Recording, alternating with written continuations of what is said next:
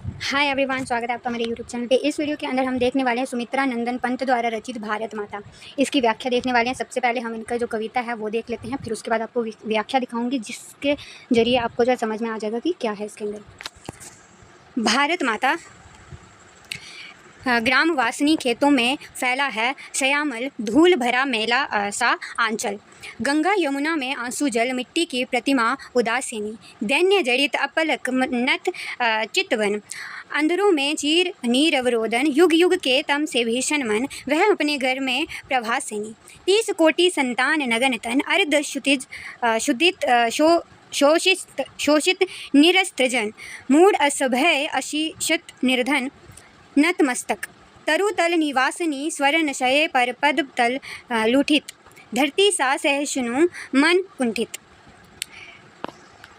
क्रंदन क्रंदन कंपित अदर मौन सिमित, राहु ग्रसित, शारदेन्दु हासिनी चिंतित, बरकुटी क्षितिज तिमिरांकित, नमित नयन नभ वाष्पाच्छदित, अनन श्री छाया शीश उपमित, ज्ञान मोड़ गीता प्रकाशनी, सफल आज उसका तप संयम, पीला अहिसा सत्य सुदोपम, हरती जन जन भय भागतम, ब्रह्म जाग जननी, जीवन विकासिनी। संदर्भ की बात करते हैं, ये ग्रामीण में से लिया गया है। सुमित्रा नंदन पंत ने भारत माता शीर्षक कविता की रचना जनवरी 1940 में की थी।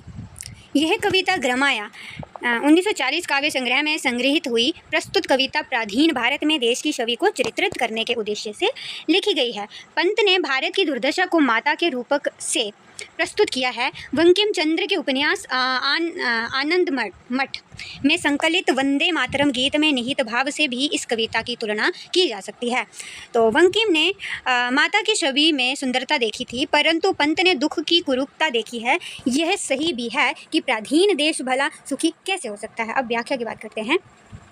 सुमित्रा नंदन पंत ने भारत माता शीर्षक कविता में स्वतंत्रता आंदोलन की चेतना को व्यक्त किया है। यह कविता भारत की तत्कालीन दुर्दशा को चित्रित करती है, यानी कि जो भारत की दुर्दशा थी तत्कालीन में उस टाइम पे जो थी उसको जो है चित्रित करती है। इस कविता में उस दौर की राजनीतिक, यानी कि जो उस दौर पे राजनीतिक चिंताओं, जो परेशानियां थी, वह महसूस किया जा सकता था। गांधी जी ने कहा था कि असली भारत गाँवों में बसता है। जो गांधी जी थे, महात्मा गांधी जी थे, उन्होंने कहा था कि जो असली गाँव है वो भारत जो है वो गाँवों में बसता है, जो भारत है वो गांव में बसता है। पंत कविता की शुरुआत ऐसी कथन से करते हैं कि भारत माता ग्राम वासनी है, यानी कि जो भारत माता है वो ग्राम वासनी है, गांव में रहने वाली है। हमारा देश भारत हमारी माँ की तरह है और वह गांव में रहने वाले एक स्त्री जैसा है।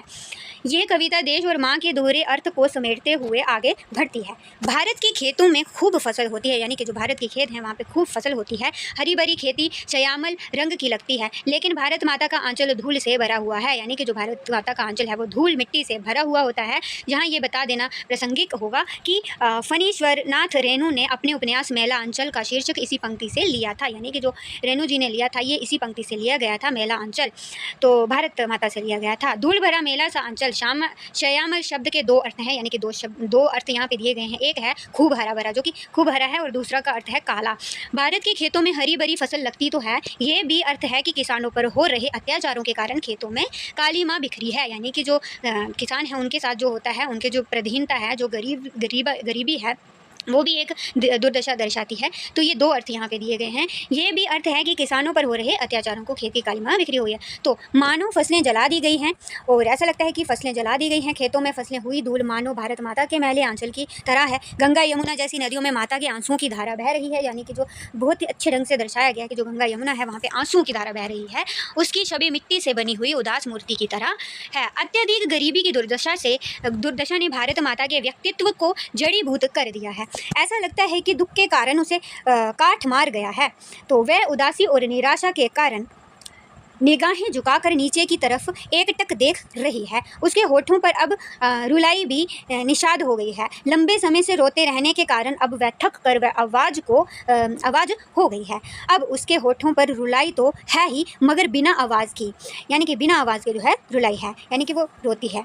कई शताब्दियों की प्रधीनता के अंधकार से, जो प्रधीनता है जो मतलब कुछ करने योग्य नहीं है, तो अंधकार से घिरा हुआ मन मानो अब साध विषाद विवाद में डूब चुका है। आज वह अपने घर में ही बाहर के व्यक्ति की तरह रहने को विवश है, यानी कि अपने ही घर में वो बाहर के मतलब मेहमान की तरह रहने पे विवश है, बाहरी व्यक्ति की तरह रहने के लिए विवश है। सत्ता अंग्रेजों की है और वह इस देश के साथ निश्चित रूप से पराया व्यवहार कर रहे हैं। यानी कि उस टाइम समय की बात है जब अंग्रेजों का राज हो गया था हमारे देश में और देश के वासियों को ही मतलब उनका अपने ही घर में जो है पराधीनता हो गई थी, मतलब वो अपने घर की तरह नहीं रह पा रहे थे, यानी कि दूसरों का राज आ चुका था। भारत माता की 30 करोड़ संतानों भोजन, वस्त्र और आवास जैसी बुनियादी सुविधाओं के लिए तरस रही हैं। भारत के लोग नगन तन हैं, यानी कि भारत के लोग जो है नगन हैं, उनके पास कपड़े नहीं है, वस्त्र नहीं है और अर्थ शुद्धित है, अर्थात पर्याप्त भोजन नहीं है, यानी कि भोजन भी नहीं है, पैसा नहीं है, भूख के कारण जो है परेशान है, लेकिन है नहीं उनके पास, वह शोषित हैं और साधनहीन हैं, यानी कि निरअस्त्र हैं, उनके पास अस्त्र नहीं है, वो अपने लिए लड़ नहीं सकते, तो वह जो है निरअस्त्र हैं, वो कुछ कर नहीं सकते, खुद के लिए लड़ नहीं सकते। तो भारत माता की संतानें जो हैं गरीबी, अशिक्षा और मतलब अशिक्षा भी है, मतलब पढ़ाने के लिए पैसे नहीं हैं, या ये कह सकते हैं। तो सब कुछ जो परेशानियां हैं, अभाव के बीच रहते हुए अनेक प्रकार के पिछड़ेपन का शिकार हो गए हैं। वह मूल असभ्य, निर्धन और अशिक्षित जैसे विशेषणों से पुकारी जा रही है। जिस माता की संतानें इतनी सारी परेशानियों के बीच जीवन बिता रही है, वह शर्म के मारे सिर उठा नहीं पा रही है। उसका आत्मविश्वास समाप्त हो चुका है। वह स्वयं आश्चर्यहीन होकर पेड़ों के नीचे निवास करने को विवश हो गए हैं, यानी कि मकान नहीं है तो पेड़ों के नीचे जो है रहने के लिए विवश हो चुके हैं। हालांकि उनकी खेतों में भरपूर उपज होती है, फसलें पक जाने के बाद सोने के रंग की मालूम पड़ती हैं, मगर दुख की बात यही है कि किसानों को लूटने वाले देशी विदेशी लुटेरे चारों तरफ से घिरे हुए हैं। सोने की तरह लगने वाली इन फसलों को भारत माता से छीन लिया जाता है। पर पद तल लुठित का अर्थ हुआ दूसरों के पैरों के नीचे रोंदा हुआ। यह सब देखकर धरती की तरह सहनशील भारत माता का मन अवसाद से मर जाता है। दुख की निरंतरता से उसके होठों की हंसी सीमित हो छीन लिया गया है, मतलब हंसी को भी छीन लिया गया है, और रुलाई की थकान से अब कंपन का रूप धारण कर लिया गया है, यानी कि रुलाई मतलब रोने वाला है और कंपन अब मतलब कमज़ोर हो चुके हैं। कंपन यानी कि जो है कांपते हैं, तो इस डर मारे ऐसा लगता है मानो शरद ऋतु के चांद को राहु ने ग्रस लिया है। तो ऐसा लगता है कि जो शरद ऋतु है राहु ने जो है ग्रस लिया है। भारत माता के चेहरे पर हंसी ऐसी लगती थी मानो शरद पूर्णिमा का चांद खिला हो, और आज राहु के ग्रस लेने से लगे चंद्र ग्रहण की तरह भारत माता की छवि निस्तेज लग रही है, यानी कि ऐसा लग रहा है कि ग्रहण लग गया है, उनकी हंसी मानो छुप ही गई है। तो भारत माता की विकृति पर चिंता रेखाएं आज साफ साफ झलक रही हैं।